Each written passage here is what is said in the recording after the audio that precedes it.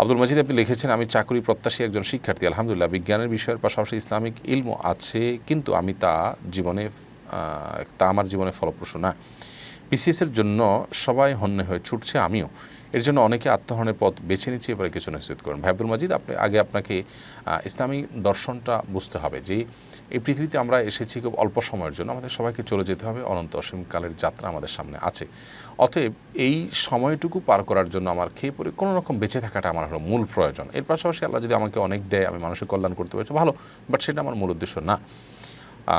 এটাকে মাথায় রেখে যদি আপনি এগোন, তাহলে এবার আপনার জন্য কোনো কিছুই জটিল হবে না, আপনার জন্য সব কিছুই সহজ হবে। কোনো রকম জীবন ধারণের একটা ব্যবস্থা, কোনো রকম হালাল একটা ইনকামের ব্যবস্থা, যার হাত পা আছে, আল্লাহ তাআলা সুস্থ রেখেছেন, এরকম মানুষের জন্য কঠিন কিছুই নয়।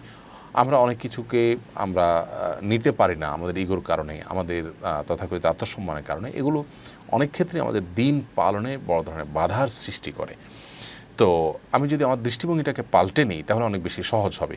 বিশেষ কোনো জাগতিক অ্যাচিভমেন্টের জন্য একজন মানুষ আত্মহরণের পথ বেছে নেবে, এটা তখনই সম্ভব যখন তিনি আখিরাতের প্রতি ঈমান তার কম থাকে বা দুর্বল থাকে কিংবা না থাকে, এবং দুনিয়ার বাস্তবতা যিনি না বোঝেন। দুনিয়া তো এরকম কোনো জায়গা নয় যেখানে আপনি পরিপূর্ণভাবে আপনি অন্তর লাগাই দিবেন, বরং এই দুনিয়ার সব কিছুতে আপনাকে ছেড়ে চলে যেতে হবে। যেটা ছেড়ে চলে যেতে হবে তার জন্য এত বেশি অস্থিরতা, এটা তো কখনো যৌক্তিক হতে পারে না। এই জন্য দুনিয়ার বাস্তবতা আমাদেরকে উপলব্ধি করতে হবে। আমি হালাল উপার্জনের জন্য আপ্রাণ চেষ্টা অবশ্যই করব, কিন্তু এর মানে এই নয় যে দুনিয়ার কোনো কিছু অধরা থাকলে আমি তার জন্য অস্থির বা ব্যাকুল হব।